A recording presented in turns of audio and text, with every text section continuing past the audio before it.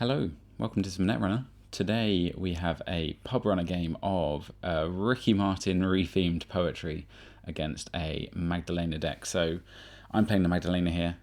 What is interesting about this deck is I'm playing Q-Loop because there's a lot of ways you can spend influence with Maggie, and I'm thinking Q-Loop could be the one. It's also using Mantle and Twinning so that you can charge twice a turn by either boosting a breaker, because you can use Mantle for hardware or programs, or you can use it for the Q-Loop so you can install on their turn as well. There is probably a couple of tweaks that I can make, including putting in a lily pad instead of, what am I playing? 3 DZMZ. I'm playing one of the one where you get to install a card when an agenda is scored or stolen. It's fine, but it's probably better if I just put lily pad in. It's probably worth the money. So we get our opening hand, and we have a pretty good opening, which is we play environmental testing, we play a coalescence, and that gives us a counter on our environmental testing, but also gives us 4 money. So we've got pretty good setup to be able to cash out the environmental testing. It means that we're not going to be interacting too much early on, but then suddenly it turns out I have an even better card. It was, in fact, I've completely forgotten the name of it, but the guy that lets you trash a card and gain credits equal to its cost. So we cash that in, make a run, and now we're having a good time. We get to muse and then reinstall our coalescence, as well as making a run which lets us steal an agenda on the table. And now we have some good money, and we're so close to cashing out the environmental testing. We see our wage workers come down, which is pretty scary. There's also a Nico, which we'd like to go and trash. However, our hand's just a little bricked with too many other things that we want to install first. So I'm just checking out the text here to remember that it's non-agenda cards that can only be installed with Poétrï. So I don't have to worry too much about what those things coming down are when that does trigger. I think we also missed the first trigger of the game for when I stole an agenda. We just completely forgot to do it. So I'm worried about the Nico because currently on 9 credits, that's keeping it low enough that, you know, a couple of ice reses can put you down to 0. But I just have too many things to install in my hand, so I put down the Nuka, I click the Nuka to get some cards. I know that I'm going to have to overdraw here, but I think it's worth it because I'm desperate for some draw in my deck. And I do manage to find a program to come down so that I can cash out the environmental testing. And now we're in a pretty good spot where, as long as we're playing stuff, we can start selling things with our good friend, the guy that sells things.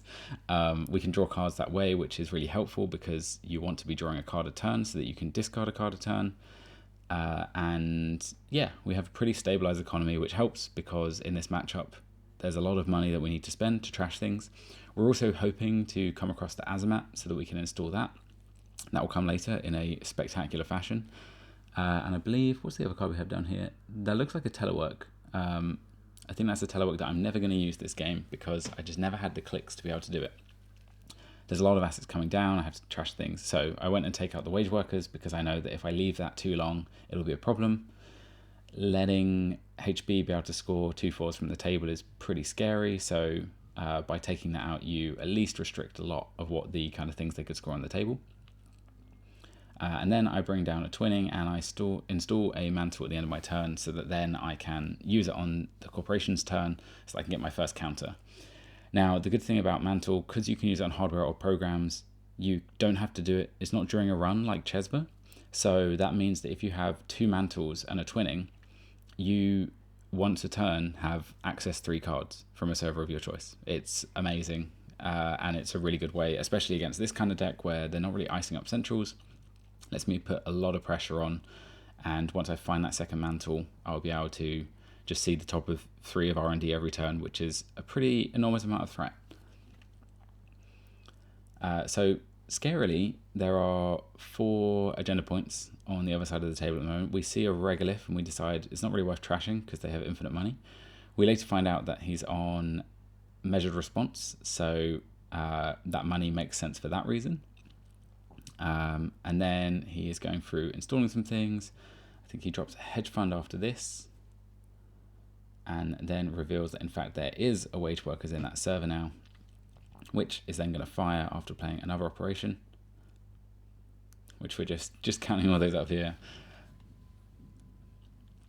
And I see this time the wage workers is protected, which makes me think that there is a significant amount of importance to this. And at the same time, I haven't found the breakers I need yet. I've since changed to having 3 Muse and 3 SMC, because I think you need an SMC to come up early to be able to get that pressure to be able to break into any server if you need to.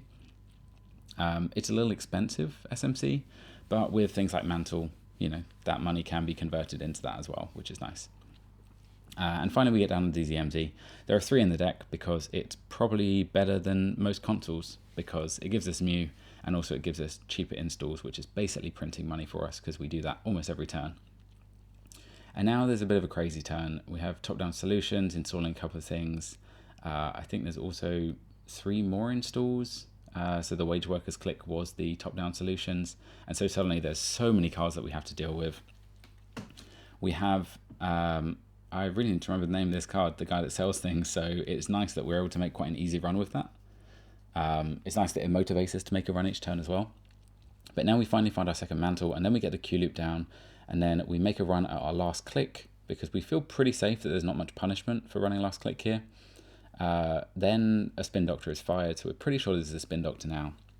And we're feeling pretty great, because now we use that Q loop with the Mantle, once that is done, to flip over and install an Azamat that was sitting on top of our deck, and it was the card we were looking for all this time. So we get that installed. We're now at max Mew though, which is difficult. In fact, we're at maximum Mew. So then when we install this Mantle at the end of the turn, we realize that is a mistake. We undo it because we would just have to trash a Mantle. It could honestly be worth playing the Mantle to cash out the environmental testing if it felt like it really mattered. But instead we have a Symbol Chip in hand, so we choose to install that instead, which still triggers all of the same things. Unfortunately for this deck, the Symbol Chips, they're mostly just there to get more money. I could be using it to go get Muse, however with Muse the problem is that then the card that you're getting, if you're getting a program to break things, is now hosted on the Muse, which can be a bit annoying. It's not too bad because we can always sell it and then use another Symbol Chip later to go get it. And unfortunately now our opponent scores out to 6 points, so we're feeling the pinch. We know that there is not an agenda in that server on the table because the card that was installed had to be a non-agenda. But there are obviously 3 naked cards. We have to ask ourselves the question, do we think he'll install one on the table or not? But we feel pretty good about going and searching hand and deck at this point, so we make our run on the deck. We get C3, so we steal one, triggers a Poétrï trigger, which is an ice, and then we look 2 more cards, do not find any yet. So we've got great pressure to be able to break through and find the agendas in the deck when we need to and keep the deck locked, even with the kind of extra card draw that we're seeing in this Poétrï deck. But we're just not quite hitting at the moment, and we're a bit worried about any kind of like fast advanced tech that could get a quick score out here. So for example, Bastra would be a way, especially with all the credits that our opponent has here.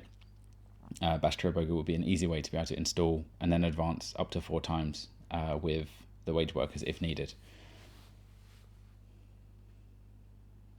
So we have most of our rigs set up. We're just missing the Principia, our final breaker, which is the difficulty. We haven't seen much card draw, to be honest, in the way that our deck is built, and we also haven't seen too many other things that we need. So it would be nice if we had an SMC or that breaker. I think the breaker is in hand, and that was the difficulty that we had, in that we couldn't like go Muse it out, we couldn't SMC it out. Instead, it was in our hand waiting to come out. But we then bring back Coalescence, we go and sell it, run through, we see a Coalescence on top, so we install that with our Prognostic Q loop, then we install Principia for a really, really low cost, and then we sack that. The great thing about Principia here is a card we can sell for 4 and a card, and then we can just reinstall it with Symbol Chip for free. So we do manage to find an agenda on top of the deck, and then we ask our opponent if they want to do a Poétrï trigger, but we realize that actually we can, there's nothing they can do because the next card is an agenda and we're just going to take it. So very close at the end there. In the other server was in fact another agenda, But we did have the click left at the end to be able to run that server, and we had all our breakers at that point and plenty of money. So we managed to get there, but it was certainly a bit of a risk that if our opponent had a slightly more convenient set of cards early, then that would have been game over for us. Thanks all for stopping by and watching this game. There'll be another game next week, hopefully. Let me know what you think. What do you think of the Maggie Prognostic Q loop? I found it really good fun. Obviously, if you don't find one of the 2 Q loops, it kind of sucks, but it's not game over for you. So tweaking it over time, trying to make it better. I think there is a good space for a Q loop Maggie out there. See you all next time.